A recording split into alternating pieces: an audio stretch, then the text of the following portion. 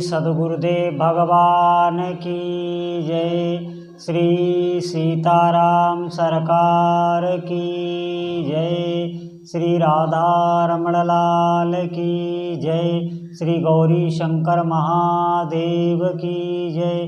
श्री हनुमान जी महाराज की जय। सभी दर्शकों और भक्तों को कोटि कोटि प्रणाम।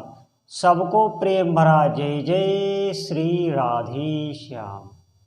सभी दर्शकों और भक्तों से प्रार्थना है, कृपया आज का सत्संग बहुत ही महत्वपूर्ण है, बहुत ध्यान पूर्वक सुने। आज बहुत विशेष ही लाभ होने वाला है। आज मैं आपको ऐसा एक दिव्य मंत्र बताऊंगा जो कई लोगों की आँखें खोल देगा, निश्चित मानिए। ये ऐसा मंत्र है, बहुत अद्भुत है, बहुत सिद्ध किया हुआ है, स्वयं सिद्ध किया हुआ है। कोई भी साधक इसका जप कर सकता है। ये मंत्र ऐसा है जो भगवान की शरण में करा देता है, निश्चित शरण में करा देता है और कुछ ही दिनों में आपको लाभ मिलने लगेगा। कोई भी साधक हो इस मंत्र का जाप कर सकता है। और ये मंत्र नहीं, ये नाम है। इसे आप चलते फिरते उठते बैठते किसी भी अवस्था में आप इसे जप सकते हैं और ये निश्चित ही मंगल करेगा। पूर्ण विश्वास है मुझे। ये मंत्र कोई भी इस मंत्र को जप सकता है और इसका लाभ ले सकता है। लेकिन उससे पहले मैं साधकों के लिए एक बात बहुत ध्यानपूर्वक सुने।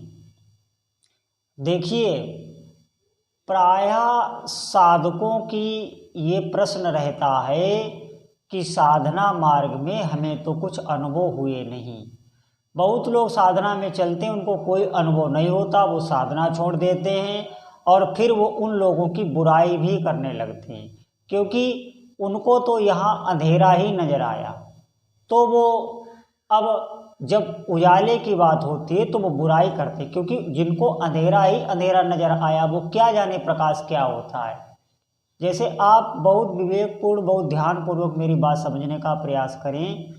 बहुत से लोग ऐसे होते हैं, आपने भी देखे होंगे, जो भक्तों की भक्ति की निंदा करने लगते हैं। क्यों? क्योंकि उनको साधना में कोई अनुभव नहीं हुआ, कोई दिव्य अनुभूति नहीं हुई। लेकिन उन्होंने एक ही काम नहीं किया, यही बड़ी गलती की, उन्होंने सत्संग नहीं सुना। अगर वो सत्संग सुनते तो उन्हें पता होता कि हमारे पूर्व पाप कर्म ही हमें साधना में आगे नहीं बढ़ने देते और हमें और तीव्र से भजन करना है, हमें उन पापों को नष्ट करना है। निश्चित मानिए, वही पूर्व जो पाप हैं, जो संचित हैं, वो बहुत पूर्व जन्म के, अनंत जन्मों के होते हैं। कई बार मैं बता चुका हूँ ये। वो किन्हीं के ज़्यादा होते हैं, किन्हीं की अनुभूतियाँ जल्दी होने लगती हैं तो उनके कम होते हैं, और किन्हीं किन्हीं को अनुभूतियाँ बहुत देर में होती हैं, उनके ज़्यादा होते हैं, उन्हें ज़रूरत होती है और तीव्र भजन की। लेकिन होता क्या है, साधक के आगे एक परेशानी आ जाती है, और जब वो भजन करने लगता है तो बार बार उसका मन उसे गिराने लगता है। ये मन मैंने बताया था, कई वीडियो में बता चुका हूँ कि ये मन इंद्रियों के साथ हमेशा बहिर्मुख होने की कोशिश करता है। साधक को बार बार वही भोगे हुए भोगों में उन्हीं की स्मृति करा के, उन्हीं का चिंतन करा के और फिर वही उन्हीं भोगों में लाके खड़ा कर देता है, जो भोग कई बार हम भोग चुके हैं। बस वो साधना जो आपने की वो आपकी इंद्रिय भोगों के माध्यम से निकल जाती है। यही तो सत्य हम समझ नहीं पाते। ये मन आपको अवसर देखता रहता है, ज्यों ही इसको अवसर मिलता है बार बार ये कहेगा ऐसा कर लो ना, ऐसा कर लो ना, बार बार आपको मजबूर करेगा, अंदर से चिंतन कराएगा और फिर वो भोग आप भोग लेंगे। ये होता है साधना में। हम ये नहीं कह रहे आप कोई भोग ना भोगे, लेकिन शास्त्र के अनुकूल आप भोग भोगें, शास्त्र विरुद्ध आप भोग ना भोगें। जिन भोगों की शास्त्रों ने निंदा की है, ऐसी चीज़ ना खाएं, ऐसी चीज़ ना देखें, ये ऐसी चीज़ ना सुने, यहीं पर साधक गिर जाता है। फिर वो निंदा करता है संतों की वाणी की। वो कहता है ये सब एक कपोल कल्पना ही है। आप बहुत ध्यानपूर्वक सुने मेरी बात को, निश्चित मानिए बहुत दिव्य दिव्य अनुभव होने लगते हैं। जो भी साधक चलता है, और ये मन का जो है नियंत्रण सिर्फ नाम से ही होता है और कोई साधन नहीं। और जितने भी भागवतिक साधन हैं उनमें ये मन नहीं नियंत्रित होता, ये मन नियंत्रित होता है सिर्फ नाम से। नाम ही इसको बांधता है। ये बार बार नाम जब आप सुमिरन करते हैं तो इसकी मार सिर्फ मन पे ही होती है। आप ध्यान दें इस बात पर, बहुत विचार करने की ये बात है। आपको बार बार साधना में गिराने वाला ये मन और ये इंद्रियां ही हैं। अगर ये मन और इंद्रियां, इनको आप साध के साधना करें तो बहुत शीघ्र लाभ होता है। साधक बहुत जल्दी ऊंचाइयों पर चढ़ने लगता है। नाम का रस उसकी जिह्वा पर आने लगता है, फिर अपने हाथ नाम में रुचि होने लगती है। और एक बात आप ध्यान दें, नाम के लिए किसी गुरु की आवश्यकता नहीं होती। अगर आपकी किसी संत में श्रद्धा है तो आप उससे भी नामदान ले सकते हैं, नहीं तो आप जो भी आपके उपास्य देव हैं, इष्ट देव हैं, जो इष्ट देव आपको भय में याद आते हैं वही इष्ट देव होते हैं। जिनकी बहुत ज़्यादा जब आपको भय हो, जिनकी याद आए वही इष्ट देव होते हैं। उनका नाम जप आप ऐसे ही प्रारंभ कर सकते हैं। धीरे धीरे नाम जप में आपको सिद्धि प्राप्त होने लगेगी। जब नाम जप में उपासक को सिद्धि प्राप्त होने लगती है तो उसकी तरफ सब आकर्षित होने लगते हैं। ये सबसे बड़ी पहचान है। गुरु भी आके उससे मिलता है, वो नाम की शक्ति गुरु को भी खींच लेती है। फिर गुरु आपको भी वही नाम देगा जो आप जप रहे होंगे, क्योंकि जो भी साधक जाप करता है उसी जप के परमाणु उसके चारों तरफ एक शक्ति पुंज के रूप में हमेशा रहते हैं। देखो ये अध्यात्म की बातें हैं, ये बहिर्मुख लोगों के समझ में नहीं आएंगी। आप समझें इस बात को, ये अध्यात्म है, ये सच्चाई का मार्ग है। इसमें जो भजन करता है, जो चलता है, वही इसको समझ पाता है। बाबा तुलसीदास ने एक बहुत सुंदर चौपाई कही है, बारी मथे ग्रत होई सिकता से बरु तेल, और बिनु हरि भजन ना भवतरी या सिद्धांत अपेर। बालू को मथने से शायद तेल निकल आए, खर को मथने से शायद तेल निकल आए, बालू को मथने से शायद घी निकल आए, लेकिन बगैर भगवान के भजन के संसार सागर से कोई नहीं तर सकता। इन इंद्रियों, इन मन पर कोई नियंत्रण नहीं कर सकता। और ये इंद्रियां, ये मन ही आपको बार बार संसार में फंसाए रहेंगी। आप ध्यान देना इस बात पर, ये मन आपका बार बार फिर जन्म, फिर मरण, फिर जन्म यही कराता रहेगा। हमको इससे भी छूटना है, तो मेरी बातों पर आप विशेष ध्यान दें। हमारा जन्म इसलिए नहीं हुआ है कि हम इन मन को और इंद्रियों के सहित ऐसे ही भोगते रहें। आप नाम जप कीजिए, आपके अंदर एक भागवतिक, एक आध्यात्मिक शक्ति उत्पन्न होगी जो आपका मन और इंद्रियों को नियंत्रित करेगी। निश्चित मानिए बहुत आनंद आता है आगे, बहुत। आप चलते रहे बिल्कुल धैर्य धारण करके।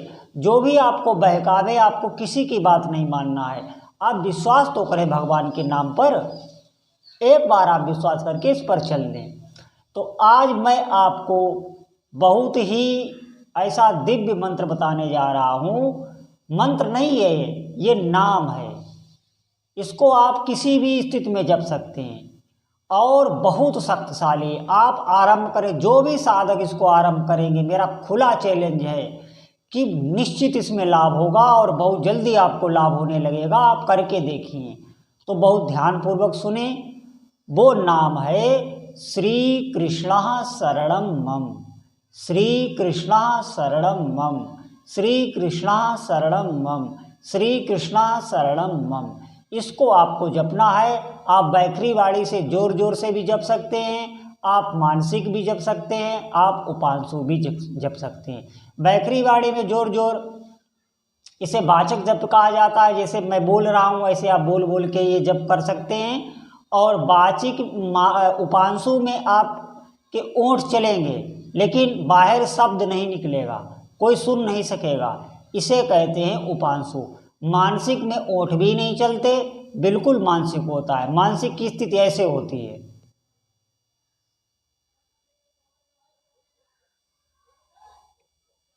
अब ये चल रहा है, अंदर मानस पटल पर चल रहा है, इसको कोई जान नहीं सकता, ये मानसिक होता है। तो पहले आप वाचिक से आरंभ करें। ये इतना शक्तिशाली मंत्र है, आप इसे करके तो देखें। ये सिद्ध किया हुआ मंत्र है, ये सिद्ध किया हुआ मंत्र है और इसके आचार्य श्री वल्लभाचार्य हैं। वल्लभाचार्य ने ये नाम ये अपने समय में प्रारंभ किया और इसको बहुत से ऊंचे ऊंचे महापुरुषों ने जपा है।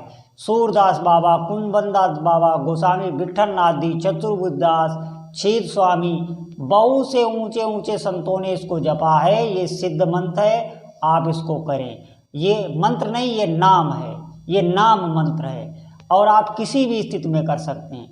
कोई भी आपकी मनोकामना इससे पूर्ण होगी। जगत के बड़े से बड़ा कार्य जो कभी ना हुआ हो वो इससे पूर्ण हो। जो भी आपने अभी तक सोचा है, जो भी अभी आपकी मनोकामनाएं रही हैं, जो आप जानते हैं कि ये कभी पूरी नहीं हो सकती, वो भी इससे पूरी होंगी। लेकिन कौन सी? सात्विक। अब कोई आप ऐसी मनोकामना कर लें जिससे किसी का अहित हो, जो पापों से युक्त हो, तो ऐसी मनोकामना कभी ना करें। इससे भजन क्षय होता है, इससे बुद्धि नष्ट हो जाती है और इष्ट देवता का कोप आपको सहना पड़ता है। तो हम कोई भी कार्य करें वो अपनी भलाई के लिए, दूसरों की भलाई के लिए सात्विक कामनाएं करें, सब आपकी पूर्ण होगी और इससे उत्साह बहुत बढ़ता है। मृत्यु का भय बिल्कुल इससे टल जाता है, कोई भी भय नहीं लगता। आप कहीं भी जंगल में चले जाएं इसको जपते हुए, कभी आपको भय नहीं लग सकता। किसी भी भूत प्रेत बाधा, कोई भी किसी का भी त्रिकाल में आपको भय नहीं रहेगा और ये अंदर से आपको बिल्कुल शांत कर देगा, एकदम प्रसन्न चित्त कर देगा। आपके अंदर से एकदम शांति उत्पन्न हो जाएगी, जो भीतर की शांति है वो आपको मिल जाएगी और भगवान के चरणों में प्रीति हो जाएगी आपकी। ये विशेष बात है, क्योंकि ये मंत्र भगवान के शरण कराता है। तो आप बहुत ध्यानपूर्वक इसको सुन लें, इसको कहीं लिख लें अगर भूल जाएं और इसको आरंभ करें जपना। किसी भी स्थिति में आप इसको जप सकते हैं। तो भगवान आपका मंगल करें, आपका मन भगवान के भजन में लगे और दिन ब दिन आपकी भक्ति बढ़ती रहे। बोलो जय जय श्री सीताराम।